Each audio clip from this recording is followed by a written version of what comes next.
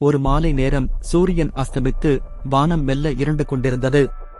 சென்னை புறநகரில் உள்ள ஒரு நெடுஞ்சாலையில் அரவிந்த் தனது பழைய சஃபாரி காரில் சென்று கொண்டிருந்தான்.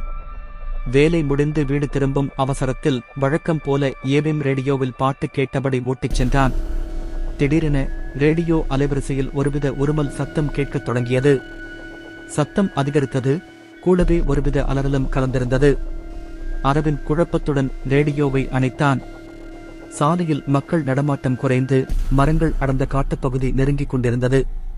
அப்போது அவனது கார் ஹெட்லைட் வெளிச்சத்தில் சாலையின் ஓரத்தில் ஒரு உருவம் நிற்பது தெரிந்தது.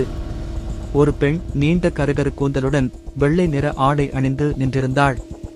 நேரம் ஆகிவிட்டதால் அவளை ஏற்றிக்கொண்டு போக அரவிந்த் முடிவெடுத்தான். காரை நிறுத்தி, அம்மா, எங்கே போகணும் என்று கேட்டான். அந்த பெண் மெதுவாக காரின் பின் இருக்கையில் வந்து அமர்ந்தாள். ஆனால் அவள் ஒரு வார்த்தை கூட பேசவில்லை. அரவிந்த், எங்கே போக வேண்டும் என்று சொல்லுங்கள் என்று மீண்டும் கேட்டான். அவளிடமிருந்து எந்த பதிலும் இல்லை. திரும்பி பார்த்தபோது அவள் தலையை தொங்க போட்டபடி இருந்தாள். அவளது முகம் மறைந்திருந்தது. அரவிந்துக்கு லேசான பயம் வரத் தொடங்கியது. எங்கே போகணும்னு சொல்லுங்க, இல்லன்னா நான் போய்க்கிறேன் என்றான் சற்று சத்தமாக.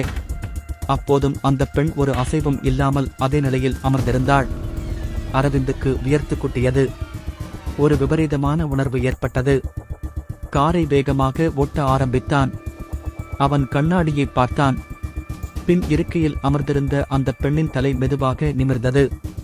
அந்த பெண்ணின் முகம் இல்லை, வெறுமையாக எலும்புக்கூடாக கண்கள் மட்டும் குழி விழுந்து திகிலூட்டியது. அரவிந்த் ஆ என்று அலறினான்.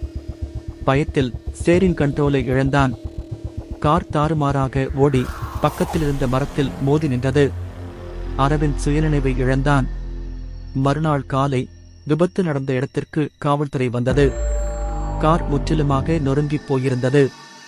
உள்ளே அரவிந்தின் உடல் சடலமாக கிடந்தது. ஆனால் பின் இருக்கையில் யாரும் இல்லை. அங்கே இருந்தது. அன்று முதல் அந்த நெடுஞ்சாலையில் பலரும் ஒரு விசித்திரமான விஷயத்தைச் சொல்ல ஆரம்பித்தனர். நடுநிசையில் யாராவது தனியாக அந்த வழியாக காரில் சென்றால் பின் இருக்கையில் ஒரு பெண் வந்து அமர்வாள் என்றும், அவளுக்கு முகம் இருக்காது என்றும், யார் அவளை பார்த்தாலும் அவர்களுடைய கார் மரத்தில் மோதி விபத்துக்குள்ளாகும் என்றும் பேசிக்கொண்டனர்.